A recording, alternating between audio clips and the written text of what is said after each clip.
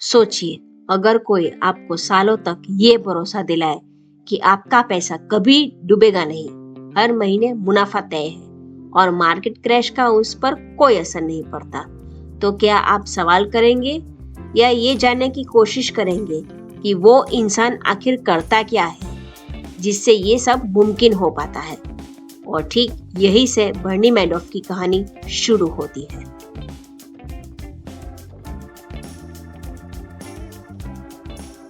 बर्नी Madoff investors को बताता था कि उसके पास एक खास ट्रेडिंग मेथड है, स्प्लिट स्ट्राइक कन्वर्जन स्ट्रेटजी।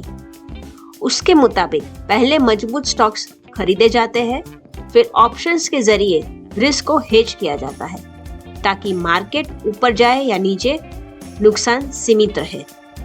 सुनने में ये स्ट्रेटेजी प्रोफेशनल लगती थी, सेफ लगती थी और सबसे अहम बात कॉम्प्लेक्स लगती थी। और जो चीज समझ नहीं आती उस पर लोग अक्सर सवाल नहीं करते।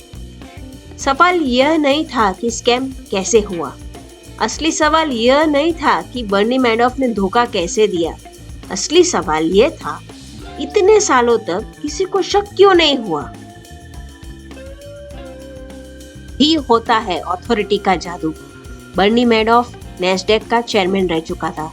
जब ऐसा आदमी बोले तो रेगुलेटर्स भी 2 बार सोचते हैं सवाल पूछने से पहले। लोगों के दिमाग में एक ही बात थी, इतना बड़ा आदमी गलत कैसे हो सकता है?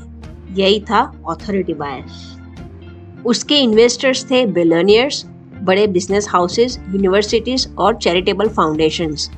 जब लोग देखते हैं कि अमीर और ताकतवर लोग पैसा लगा रहे हैं तो उन्हें लगता है यहाँ कुछ गलत नहीं हो सकता। सोच बन जाती है, अगर स्कैम होता तो ये लोग सबसे पहले पकड़ लेते। लेकिन सच्चाई ये थी, हर कोई किसी और पर भरोसा कर रहा था। बर्नी हर महीने इन्वेस्टर्स को अकाउंट स्टेटमेंट बेचता था।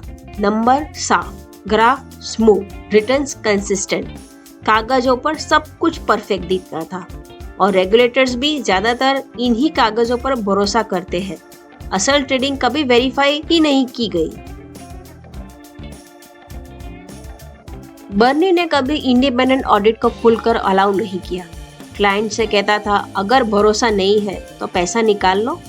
और यही लाइन सबसे बड़ा साइकोलॉजिकल हथियार बन गई, क्योंकि डर था कहीं ये एक्सक्लूसिव मौका हाथ से न निकल जाए। बर्नी मैडॉफ के खिलाफ सालों में कई कंप्लेंट्स आए। कुछ एनालिस्ट ने साफ कहा ये रिटर्न्स मैथमेटिकली पॉसिबल ही नहीं है। लेकिन एसईसी ने या तो इन्वेस्टिगेशंस अधूरी छोड़ी या बर्नी के नाम से प्रभावित होकर उन्हें गंभीरता से नहीं लिया। पेपर चेक हुए पर बिजनेस मॉडल नहीं।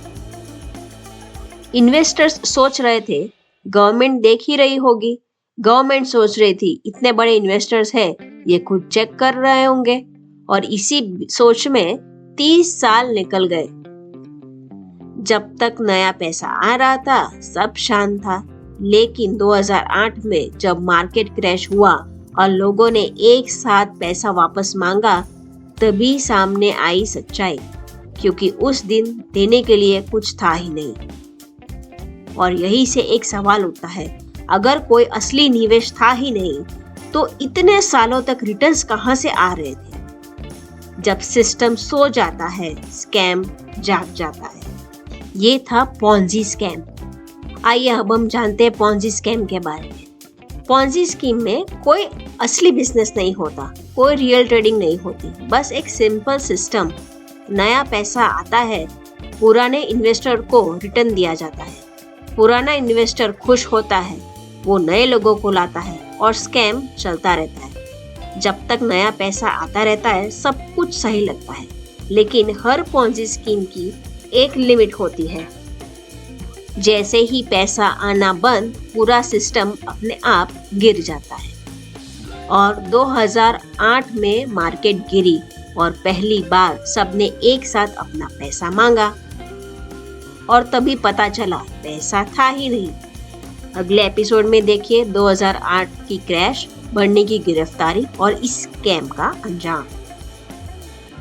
अगर वीडियो अच्छी लगी हो तो वीडियो को शेयर करें, लाइक करें और चैनल को सब्सक्राइब करें। धन्यवाद।